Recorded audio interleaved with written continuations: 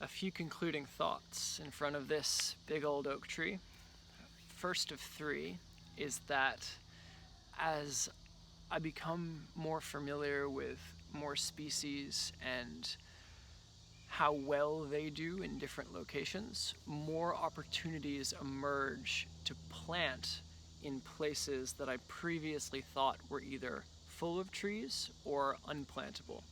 Examples of this: just species that are wet tolerant. So 8 years ago, I wasn't really excited about poplar until I recently learned about curly poplar. So planting normal cottonwood, there's not much value there aside from ecosystem services, and we already have a lot of hydrophilic species, I think that's the right word, that do well down near the saturated parts of camp, like red maple, willow, cottonwood, so it didn't make sense to plant more. But there is a lot of low-lying or saturated field, so planting more ornamental willow and curly poplar makes a good amount of sense. A subtopic of that one is being more than okay with thinning out existing forest and planting new species in the understory. When I first started planting, I thought, those 20 acres, they're doing fine, don't need to alter that at all.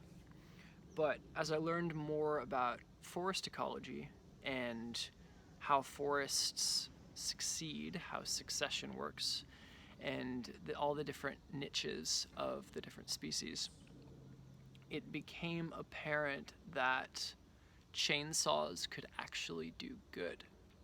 And by that I mean what we talked about earlier, laying the scraggly, less healthy trees on the ground and letting the trees with great genetics live on to pass their genetics via their seed into the soil and on to pass those genetics on, and so on. Second point, use holistic management, and specifically within that framework, identify all of the primary and secondary decision makers who have domain over a landscape. So figure out who has veto power, because if you plant trees or alter a landscape in a way that is inconsistent with how they want it to look, then you get your trees mowed down.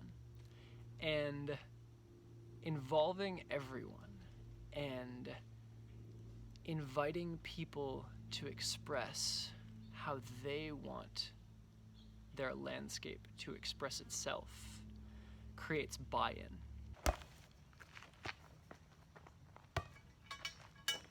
Third and final point, only plant as many trees as you want to manage. Because if you set yourself up to spend 800 hours a year managing 800 fruit trees, then you're going to run out of time. So calculate how many hours you want to spend managing trees, and then plan and plant from there. So this landscape that is topographically and biologically diverse begets lots of tree-based learning experiences.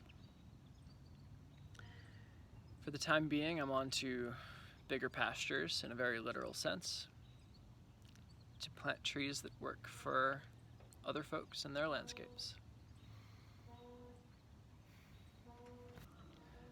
This is a bit of who I am and where I come from, and I hope there are some good takeaways interspersed within these minutes. Catch you later.